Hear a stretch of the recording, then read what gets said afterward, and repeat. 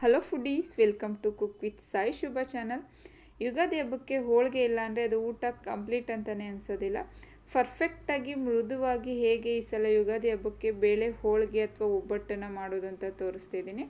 ಹಾಗೆ ವಿಡಿಯೋನ ಎಲ್ಲೂ ಸ್ಕಿಪ್ ಮಾಡ್ದಂಗೆ ಕೊನೆ ತನಕ ನೋಡಿ. ಹಾಗೆ ವಿಡಿಯೋ ಇಷ್ಟ ಆದರೆ ಲೈಕ್ ಮಾಡಿ, ಫ್ಯಾಮಿಲಿ ಆ್ಯಂಡ್ ಫ್ರೆಂಡ್ಸ್ಗೆ ಶೇರ್ ಮಾಡಿ, ಸಬ್ಸ್ಕ್ರೈಬ್ ಮಾಡಿಕೊಂಡು ನೋಡಿ ಫ್ರೆಂಡ್ಸ್. ಹಾಗೆ ಬೆಲ್ಲೈಕನ್ ಕೂಡ ಕ್ಲಿಕ್ ಮಾಡಿ, ನಾನು ಹಾಕೋ ವಿಡಿಯೋದ ನೋಟಿಫಿಕೇಷನ್ ಫಸ್ಟೇ ಬರುತ್ತೆ. ಹೇಗೆ ಮಾಡೋದಂತ ಬನ್ನಿ ನೋಡೋಣ. ನಾನಿಲ್ಲಿ ಒಂದು ಕಪ್ಪಾಗೋಷ್ಟು ಸಣ್ಣ ರವೆ ತೊಗೊಂಡಿದ್ದೀನಿ. ಸಣ್ಣದು ಬರುತ್ತಲ್ಲ ಅದನ್ನೇ ತೊಗೊಳ್ಳಿ. ಅದಕ್ಕೇ ನಾನಿಲ್ಲೊಂದು ಅರ್ಧ ಸ್ಪೂನ್ ಆಗೋಷ್ಟು ಅರಶಿನ ಕೂಡ ಹಾಕೋತಾ ಇದ್ದೀನಿ. ಹಾಗೆ ಒಂದೇ ಒಂದು ಚಿಟಕಿ ಉಪ್ಪನ್ನು ಕೂಡ ಹಾಕ್ಕೊಂಡು ಮಿಕ್ಸ್ ಮಾಡ್ಕೊಳ್ಳೋಣ. ಫಸ್ಟೇ ಎಲ್ಲದೂ ಅರಶಿನ ಉಪ್ಪು ಮಿಕ್ಸ್ ಆಗಬೇಕು. ಒಂದ್ಸಲ ಎಲ್ಲವುದು ಮಿಕ್ಸ್ ಮಾಡಿಕೊಂಡು ಸ್ವಲ್ಪನೇ ನೀರು ಹಾಕ್ಕೊಂಡು ಮಿಕ್ಸ್ ಮಾಡ್ಕೋಬೇಕಾಗತ್ತೆ. ಒಂದೇ ಸಲ ನೀರು ಹಾಕೋಕೆ ಹೋಗ್ಬೇಡಿ, ಸ್ವಲ್ಪನೇ ಹಾಕ್ಕೊಂಡು ಮಿಕ್ಸ್ ಮಾಡ್ಕೊಳ್ಳೋಣ. ರವೆಯಲ್ಲಿ ಮಾಡೋದಿದ್ರೆ ಒಂದು 4 ಗಂಟೆ ಟೈಮು ಫಸ್ಟೇ ಒಬ್ಬಟ್ಟು ಮಾಡೋಕ್ಕಿಂತ ಫಸ್ಟೇ ಕಲಸಿ ಇಟ್ಕೋಬೇಕಾಗುತ್ತೆ. ರವೆ ಚೆನ್ನಾಗಿ ನೆನಿಬೇಕು. ರವೆ ಎಷ್ಟು ಚೆನ್ನಾಗಿ ನೆನೆಯುತ್ತೋ ಅಷ್ಟು ಚೆನ್ನಾಗಿ ಒಬ್ಬಟ್ಟು ಬರುತ್ತೆ ನೋಡಿ. ಈ ಒಂದು ಹದದಲ್ಲಿ ಕಲಸಿ ಇಟ್ಕೋಬೇಕಾಗುತ್ತೆ. ಸ್ವಲ್ಪ ತೆಳ್ಳಗೇ ಕಲಸಿ, ರವೆ ನೀರನ್ನು ಹೀರ್ಕೊಳ್ಳುತ್ತೆ. ಹಾಗಾಗಿ ಈಗ ಒಂದು 2 ಗಂಟೆ ಟೈಮು ಇದನ್ನು ನೆನೆಯೋದಕ್ಕೆ ಬಿಟ್ಬಿಡೋಣ. ಈಗ ಒಂದು 2 ಗಂಟೆ ಟೈಮ್ ಆಗಿದೆ ನೋಡಿ. ರವೆ ಕೂಡ ಚೆನ್ನಾಗಿ ಅಳ್ಳಿದೆ, ಉಬ್ಬಿ ಬಂದಿದೆ. ಇದನ್ನು ಒಂದು ಸಲ ಚೆನ್ನಾಗಿ ಮಿಕ್ಸ್ ಮಾಡಿಕೊಂಡು, ನಾನಿಲ್ಲಿ ರವೆ ಮೈದಾ ಎರಡನ್ನೂ ಒಂದೇ ಪ್ರಮಾಣದಲ್ಲಿ ಹಾಕಿ ಮಾಡ್ತಾಯಿದ್ದೀನಿ. ನೀವು ಬೇಕು ಅಂದರೆ ಬರೀ ರವೆಯಲ್ಲಿ ಮಾಡೋದಿದ್ರೆ ಮೈದಾನ ಒಂದು 2 ಸ್ಪೂನ್ ಹಾಕ್ಕೊಂಡು ಮಾಡ್ಬೋದು. ನಾನಿಲ್ಲಿ ರವೆ 1 ಕಪ್ಪು, ಮೈದಾ 1 ಕಪ್ಪು ಹಾಕಿ ಮಾಡ್ತಿರೋದು. ಫಸ್ಟೇ ನೀರು ಹಾಕೋಕೆ ಹೋಗ್ಬಿಡಿ. ರವೆ ಜೊತೆ ಚೆನ್ನಾಗಿ ಮಿಕ್ಸ್ ಮಾಡ್ಕೊಂಡು, ರವೆ ಜೊತೆ ಚೆನ್ನಾಗಿ ಮಿಕ್ಸ್ ಆದಮೇಲೆ ಸ್ವಲ್ಪ ನೋಡಿ ನೀರು ಹಾಕೋಬೇಕಾಗುತ್ತೆ. ಫಸ್ಟೇ ನೀರು ಹಾಕಿ ಕಲಸಿದ್ರೆ ಅದು ಅಳತೆ ಗೊತ್ತಾಗೋದಿಲ್ಲ. ಚೆನ್ನಾಗಿ ಇವಾಗಲೇ ಚೆನ್ನಾಗಿ ಹಸಿಟ್ಟನ್ನು ಚೆನ್ನಾಗಿ ಮಿತ್ಕೊಂಡು ಚೆನ್ನಾಗಿ ಕಲಸಿ ಇಡಬೇಕಾಗುತ್ತೆ. ಹಾಗಿದ್ರೆ ಹಿಟ್ಟು ಚೆನ್ನಾಗಿ ಅಳ್ಳುತ್ತೆ ನೋಡಿ. ಈ ಥರ ಸ್ವಲ್ಪನೇ ಹಾಕ್ಕೊಂಡು ಕಲಿಸ್ಕೊಳ್ಳೋಣ ಎಲ್ಲದನ್ನು. ತುಂಬ ಗಟ್ಟಿಯಾಗಿರಬಾರ್ದು, ತುಂಬ ತೆಳ್ಳಗಿರಬಾರ್ದು. ಈ ಒಂದು ಹದದಲ್ಲಿ ಕಲಿಸ್ಕೋಬೇಕಾಗುತ್ತೆ. ಈಗ ಇದಾಗಿದೆ. ಇದಕ್ಕೇ ನಾನಿಲ್ಲಿ 1 ಕಪ್ ಆಗೋಷ್ಟು ಎಣ್ಣೆ ತೊಗೊಂಡಿದ್ದೀನಿ. ಸ್ವಲ್ಪನೇ ಹಾಕ್ಕೊಂಡು ಕೈಗೆ ಅಂಟಬಾರ್ದು ಆ ಥರ ಎಣ್ಣೆ ಹಾಕ್ಕೊಂಡು ಚೆನ್ನಾಗಿ ಕಲಿಸ್ಕೊಳ್ಳೋಣ. ಎಣ್ಣೆ ಎಲ್ಲ ಹಾಕಿ ಎಷ್ಟು ಚೆನ್ನಾಗಿ ನಾದ್ತೀವೋ ಹಿಟ್ಟನ್ನು ಅಷ್ಟು ಚೆನ್ನಾಗಿ ಒಬ್ಬಟ್ಟು ಬರುತ್ತೆ ಸಾಫ್ಟಾಗಿ. ಒಂದು 2 ಗಂಟೆ ಟೈಮು ಫಸ್ಟೇ ನಾದಿ ಇಟ್ಬಿಡಬೇಕು. ಮೈದಾನು ಕೂಡ ಫಸ್ಟೇ ನಾನು ರವೆನ ಒಂದು 2 ಗಂಟೆ ಟೈಮು, ಒಟ್ಟಿಗೆ ಒಂದು 4 ಗಂಟೆ ಟೈಮು ನೆನೆಯೋದಕ್ಕೆ ಇಡ್ತೀನಿ ನಾನು. ಈ ಒಂದು ಹದದಲ್ಲಿ ಇದ್ದರೆ ಸಾಕು. ನಾನಿಲ್ಲಿ ನೋಡಿ ಒಂದು ಮೇಲೆ ಸ್ವಲ್ಪ ಎಣ್ಣೆ ಹಾಕ್ಬಿಟ್ಟು ಈ ಥರ ಮೇಲೆ ಒಂದು 2 ಗಂಟೆ ಟೈಮು ಮತ್ತೆ ಮುಚ್ಚಿ ಇಟ್ಬಿಡೋಣ. ಅದು ಎಣ್ಣೆ ಎಲ್ಲನೂ ಚೆನ್ನಾಗಿ ಅಬ್ಸರ್ವ್ ಮಾಡ್ಕೋಬೇಕದು. ಈಗ 3/4 ಹಸಿ ಕಪ್ಪು ಹಾಕಿದ್ದು ನೋಡಿ. ಇಷ್ಟು ಎಣ್ಣೆ ಉಳ್ಕೊಂಡಿದೆ. ಅದಾಗೋದ್ರಲ್ಲಿ ನಾವು ಇಲ್ಲಿ ಹೂರ್ಣಕ್ಕೆ ರೆಡಿ ಮಾಡ್ಕೊಂಡು, ನಾನು 2 ಕಪ್ ಆಗೋಷ್ಟು ತೊಗರಿಬೇಳೆ ತೊಗೊಂಡಿದ್ದೀನಿ. ನೀವು ಕಡಲೆಬೇಳೆ ಎಲ್ಲಾರು ಮಾಡ್ಬೋದು. ನಾನು ತೊಗರಿಬೇಳೆಯಲ್ಲಿ ಮಾಡಿ ತೋರಿಸ್ತಾ ಇದ್ದೀನಿ. ಈ ಕಪ್ಪಲ್ಲಿ 2 ಕಪ್ ತೊಗೊಂಡಿದ್ದೀನಿ. ನಿಮ್ಮ ಇದೇ ಕಪ್ ಅಳತೆಯಲ್ಲಿ ನಾನು 2.5 ಕಪ್ ಆಗೋಷ್ಟು ಬೆಲ್ಲ ಕೂಡ ತೊಗೊಂಡಿದ್ದೀನಿ. ಹಾಗೆಯೇ 1 ಕಪ್ ಆಗೋಷ್ಟು ಕಾಯಿನ ನಾನು ಮಿಕ್ಸಿಲಿ ರುಬ್ಬಿ ಇಟ್ಕೊಂಡಿದ್ದೀನಿ. ಹಾಗೆಯೇ ಒಂದು 4 ಏಲಕ್ಕಿ ಕಾಯಿ, ಹಾಗೆ ಒಣಶುಂಠಿನ 1 ಇಂಚ್ ಆಗೋಷ್ಟು ತೊಗೊಂಡಿದ್ದೀನಿ. ಒಣಶುಂಠಿ ಇದ್ದರೆ ಹಾಕ್ಕೊಳ್ಳಿ, ಅದ್ರ ಫ್ಲೇವರು ಚೆನ್ನಾಗಿ ಬರುತ್ತೆ. ಬೇಳೆ ಒಬ್ಬಟ್ಟಲ್ಲಿ ಒಣಶುಂಠಿ ಏಲಕ್ಕಿ ಕಾಯಿ ಫ್ಲೇವರು. ಈಗ ಬೇಳೆನ ಒಂದು 2 ಸಲ ಚೆನ್ನಾಗಿ ನೀರಲ್ಲಿ ತೊಳ್ಕೊಬೇಕಾಗುತ್ತೆ. ನೀರನ್ನು ನಾನು ಬೇಳೆನ ನೆನೆಸ್ತಾ ಇಲ್ಲ, ನೀರು ಕಾಯೋದಕ್ಕೆ ಇಟ್ಟಿದ್ದೀನಿ. ನಾನಿಲ್ಲಿ 2 ಕಪ್ಪು ಬೇಳೆಗೆ ನಾನಿಲ್ಲಿ ಒಂದು 8 ಕಪ್ ಆಗೋಷ್ಟು ನೀರನ್ನು ಹಾಕಿ ನೀರನ್ನು ಕುದಿಯೋದಕ್ಕೆ ಇಟ್ಟಿದ್ದೀನಿ. ಆ ನೀರು ಕುದಿಯೋದ್ರೊಳಗಡೆ ಏಲಕ್ಕಿ ಕಾಯಿ ಥರ ಸಿಪ್ಪೆ ಎಲ್ಲ ತೆಗೆದು ಚೆನ್ನಾಗಿ ಕೆಚ್ಕೋಬೇಕಾಗುತ್ತೆ ನೋಡಿ. ನೀರು ಕಾದಿದೆ. ಈಗ ಇದಕ್ಕೇ ನಾವು ಬೇಳೆನ ಹಾಕೋತಾ ಇದ್ದೀನಿ. ನೀವು ಕಡಲೆಬೇಳೆ ತೊಗೊಂಡ್ರೆ ಕಡಲೆಬೇಳೆನ ನೆನೆಸ್ಬಿಟ್ಟು ಕೂಡ ಒಂದು ಅರ್ಧ ಗಂಟೆ ನೆನೆಸ್ಬಿಟ್ಟು ಕೂಡ ಮಾಡ್ಬೋದು. ಈಗ ಇದಿಷ್ಟನ್ನು ಹಾಕ್ಕೊಂಡು ಇದಕ್ಕೆ ನಾನಿಲ್ಲಿ 1 ಸ್ಪೂನ್ ಆಗೋಷ್ಟು ಎಣ್ಣೆ ಹಾಕೋತಾ ಇದ್ದೀನಿ. ಎಣ್ಣೆ ಹಾಕೋದ್ರಿಂದ ಬೇಳೆ ಎಲ್ಲದೂ ಪರ್ಫೆಕ್ಟಾಗಿ ಬೇಯುತ್ತೆ. ಅದಕ್ಕಿಂತ ಒಂದು ಅರ್ಧ ಸ್ಪೂನ್ ಆಗೋಷ್ಟು ಅರಿಶಿನ ಕೂಡ ಹಾಕ್ಕೊಂಡು ಐ ಫ್ಲೇಮಲ್ಲೇ ಇಟ್ಕೊಂಡು ಬೇಯಿಸ್ಕೊಳ್ಳೋಣ. ಓಪನಲ್ಲೇ ಇಟ್ಟು ಬೇಯಿಸ್ತಿರೋದು ನಾನಿಲ್ಲಿ. ಚೆನ್ನಾಗಿ ಮಿಕ್ಸ್ ಮಾಡ್ಕೊಳ್ಳೋಣ. ಮಿಕ್ಸ್ ಮಾಡಿಬಿಟ್ಟು ಒಂದು 10 ನಿಮಿಷ ಐ ಫ್ಲೇಮಲ್ಲೇ ಇಟ್ಟು ಬೇಯೋದಕ್ಕೆ ಬಿಟ್ಬಿಡೋಣ. ಈಗ 10 ನಿಮಿಷ ಆಗಿದೆ.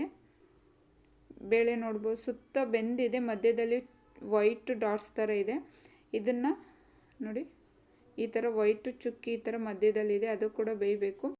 ಇನ್ನೊಂದು 5 ನಿಮಿಷ ಬೇಯಿಸ್ಕೋಬೇಕಾಗುತ್ತೆ. ಲೋ ಅಥವಾ ಮೀಡಿಯಮ್ ಫ್ಲೇಮಲ್ಲೇ ಇಟ್ಕೊಂಡು ಇನ್ನೊಂದು 5 ನಿಮಿಷ ಬೇಯಿಸ್ಕೊಳ್ಳೋಣ.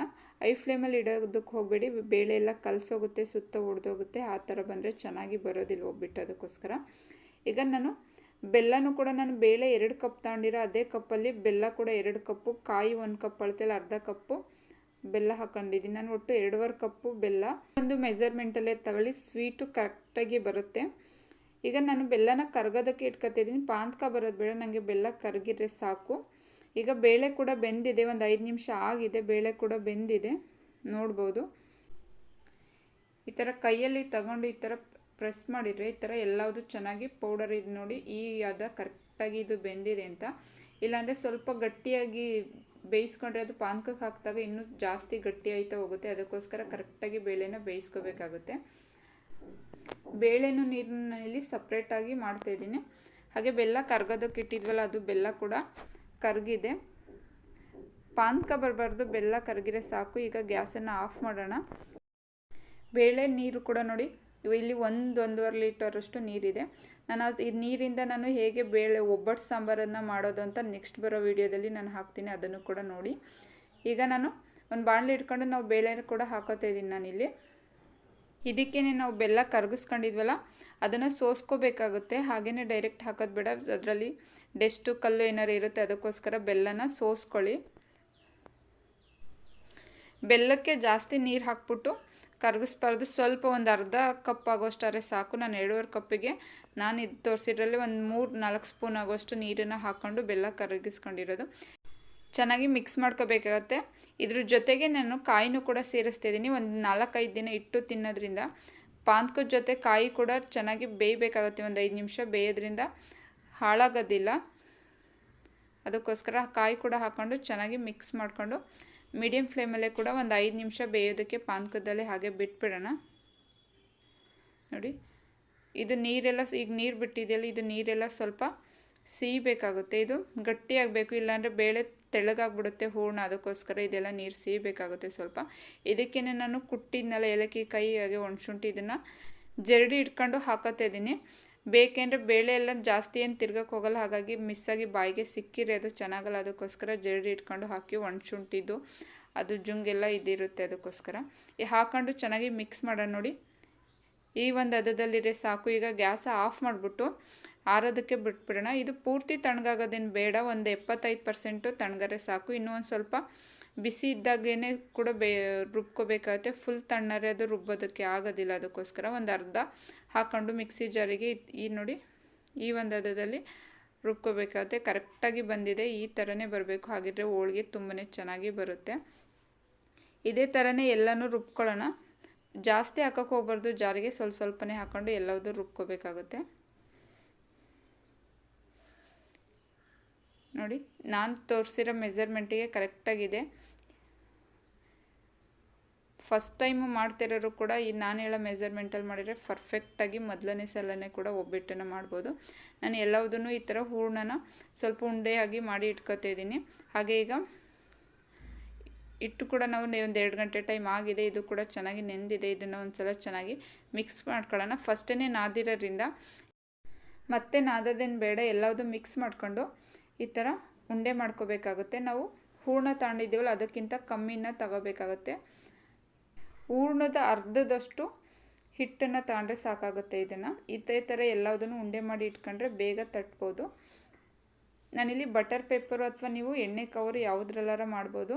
ನಾನಿಲ್ಲಿ ಎಣ್ಣೆ ಕವರಲ್ಲಿ ಮಾಡಿ ತೋರಿಸ್ತಿದ್ದೀನಿ. ಬಟರ್ ಪೇಪರ್ ಅಥವಾ ಎಣ್ಣೆ ಕವರ್ ಯಾವುದು ಕಂಫರ್ಟಬಲ್ ಅನಿಸುತ್ತೆ ಅದರಲ್ಲಿ ನೀವು ಮಾಡ್ಬೋದು. ಈ ಥರ ಹೂರ್ಣನ ಮಧ್ಯಕ್ಕೆ ಇಟ್ಕೊಂಡು ಈ ಥರ ಪ್ರೆಸ್ ಮಾಡ್ಕೊಂಡು ನೋಡಿ, ನಾನು ತೋರಿಸಿರೋ ಮೆಜರ್ಮೆಂಟಲ್ಲೇ ಮಾಡಿ. ಪರ್ಫೆಕ್ಟಾಗಿ ಕರೆಕ್ಟಾಗಿ ಬರುತ್ತೆ. ಮೃದುವಾಗಿ ಸಾಫ್ಟಾಗಿ ತುಂಬಾ ಚೆನ್ನಾಗಿ ಬರುತ್ತೆ. ಈ ಥರ ಹಾಕೊಂಡು ಕೈಯಲ್ಲಿ ಒಂದ್ಸಲ ಈ ಥರ ತಟ್ಕೊಂಡು ಲಟ್ಟಣಿಗೆಗೆ ಎಣ್ಣೆ ಸರಿಕೊಂಡು ನಿಧಾನಕ್ಕೆ ಹರ್ಕೋಬೇಕಾಗುತ್ತೆ. ಜೋರಾಗಿ ಪ್ರೆಸ್ ಏನು ಮಾಡೋಕ್ಕೆ ಹೋಗಬಾರ್ದು. ನಿಧಾನಕ್ಕೆ ಒಂದೇ ಸೈಡ್ಗೆ ಹೋಗಬೇಕಾಗುತ್ತೆ. ಇಲ್ಲಾಂದರೆ ಎಲ್ಲ ಸೈಡು ತಿರುಗಿಸಿದ್ರೆ ಹೂರ್ಣ ಒಂದು ಕಡೆ ಇಟ್ಟು ಒಂದು ಕಡೆ ಆಗಿಬಿಡುತ್ತೆ. ಅದಕ್ಕೋಸ್ಕರ ಒಂದೇ ಸೈಡ್ಗೆ ಈ ಥರ ನಿಧಾನಕ್ಕೆ ಹರ್ಕೋಬೇಕಾಗುತ್ತೆ. ನೋಡಿ ಎಷ್ಟು ಕರೆಕ್ಟಾಗಿ ಬಂದಿದೆ. ಈಗ ನಾನು ಫಸ್ಟೇ ತವ ಕೂಡ ಕಾಯೋದಕ್ಕೆ ಇಟ್ಕೊಂಡಿದ್ದೆ. ಅದಕ್ಕೇ ಸ್ವಲ್ಪ ಎಣ್ಣೆ ಕೂಡ ಹಾಕೋತಾ ಇದ್ದೀನಿ. ಬೇಳೆ ಒಬ್ಬಟ್ಟಾಗಿರೋದ್ರಿಂದ ಸ್ವಲ್ಪ ಎಣ್ಣೆ ಜಾಸ್ತಿ ಹಾಕಬೇಕಾಗುತ್ತೆ. ಎಣ್ಣೆ ಅಥವಾ ತುಪ್ಪ ಯಾವುದ್ರಲ್ಲಾರನೂ ಕೂಡ ಹಾಕ್ಬೋದು. ಹಾಕ್ಕೊಂಡು ಮೀಡಿಯಮ್ ಫ್ಲೇಮಲ್ಲೇ ಇಟ್ಕೊಂಡು ಬೇಯಿಸ್ಕೋಬೇಕಾಗುತ್ತೆ. ಮೇಲೆ ಸ್ವಲ್ಪ ಎಣ್ಣೆ ಹಾಕ್ಕೊಂಡು ನಿಧಾನಕ್ಕೆ ಮಗ್ಚಿ ಹಾಕೊಳ್ಳೋಣ. ನೋಡಿ ಇಷ್ಟು ತೆಳ್ಳಗೆ ಕರೆಕ್ಟಾಗಿ ಬಂದಿದೆ. ಮೀಡಿಯಮ್ ಲೋ ಫ್ಲೇಮಲ್ಲೇ ಇಟ್ಕೊಂಡು ಬೇಯಿಸ್ಕೊಳ್ಳಿ, ಇಲ್ಲಾಂದರೆ ಸೀದೋಗುತ್ತೆ. ನಾನು ಇನ್ನೊಂದು ಟೈಪು ಮಾಡೋದನ್ನು ತೋರಿಸ್ತಿದ್ದೀನಿ. ನಾವು ಈ ಥರ ಹಿಟ್ಟು ಮತ್ತು ಹೂರ್ಣ ಎರಡನ್ನೂ ಉಂಡೆ ಮಾಡಿ ಇಟ್ಕೊಂಡ್ರೆ ಒಂದು ಬೇರೊಳಗಡೆ ಒಂದನ್ನು ತಡ್ಕೋಬೋದು ತಕ್ಷಣವೇ. ಆವಾಗವಾಗ ತಟ್ಟಿ ಹಾಕಬೇಕಾಗುತ್ತೆ. ಹಾಗಿದ್ರೆ ಚೆನ್ನಾಗಿ ಸಾಫ್ಟಾಗಿ ತುಂಬಾ ಚೆನ್ನಾಗಿ ಬರುತ್ತೆ. ತಟ್ಟಿ ಇಟ್ಕೊಂಡು ಆಮೇಲೆ ಬೇಯಿಸೋಕ್ಕೋರೆ ಚೆನ್ನಾಗಿ ಬರೋದಿಲ್ಲ.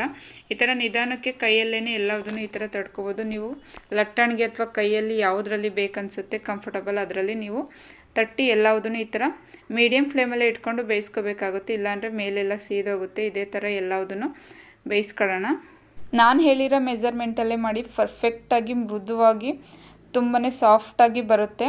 ಹಾಗೆಯೇ ಈ ಸಲ ಯುಗಾದಿಗೆ ನೀವು ಕೂಡ ಮನೇಲಿ ಮಾಡಿ ಹೇಗೆ ಬಂತು ಅಂತ ಕಮೆಂಟ್ ಬಾಕ್ಸಲ್ಲಿ ಕಮೆಂಟ್ ಮಾಡಿ ಫ್ರೆಂಡ್ಸ್. ಹಾಗೆ ವಿಡಿಯೋ ಇಷ್ಟ ಆದರೆ ಲೈಕ್ ಮಾಡಿ, ಶೇರ್ ಮಾಡಿ, ಹಾಗೆ ಸಬ್ಸ್ಕ್ರೈಬ್ ಮಾಡ್ಕೊಳ್ಳೋದನ್ನು ಮರಿಬೇಡಿ ಫ್ರೆಂಡ್ಸ್.